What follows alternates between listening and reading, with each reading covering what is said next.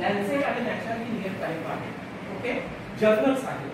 तर ही जर्नल पूर्ण world wide जगामध्ये वाचली जातात आणि त्या जगामध्ये जे काही संशोधन लागतात आरोग्यविषयक संशोधन त्या लॅन्सेट या जर्नलमध्ये पब्लिश होतात. तर भौतिकशास्त्र संबंधी फिजिक्स संबंधी नेचरमध्ये आणि अजून एक बरीचशी आहेत मी एक तारखे आली आहे जी वेगवेगळी रिसर्च कुठे कुठे लागलेले जातात ते आपल्याला त्या लेखांवर.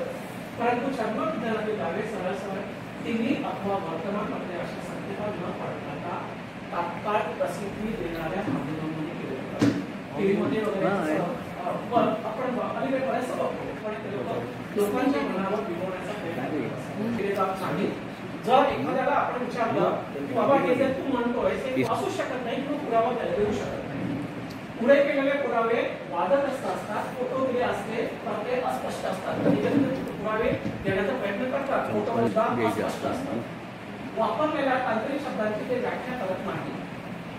त्या तांत्रिक किंवा शास्त्रीय परिभाषेऐवजी काव्यमय भाषा असते. सूरज चमत्कारिक गोष्टीसारखी ते वर्णन वाटते. जसं मला सांगितलं की लोकांच्या मनावर बिघडण्यासाठी काव्यमय अशी भाषा वगैरे वापरतात, जेणेकरून लोकांना त्यांच्या अंगवाक्यांना ते खरं आहे अशा प्रकारे वाटलं. नेक्स्ट माहितीवरती अनेक दाव्यात प्लासिबो इफेक्ट म्हणजे मनोकालिक आजार जे आश्वासक परिस्थिती आली की आपोआप बरे होणारे असतात.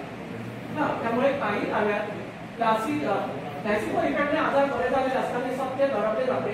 हे कधीही संदर्भ सुरक्षित देत नाही. काही वेळेला असं असतं म्हणजे उदाहरणार्थ मी सांगेन की आमच्या गावाचं एक उदाहरण सांगेन. मला कांगड्या स्वतःला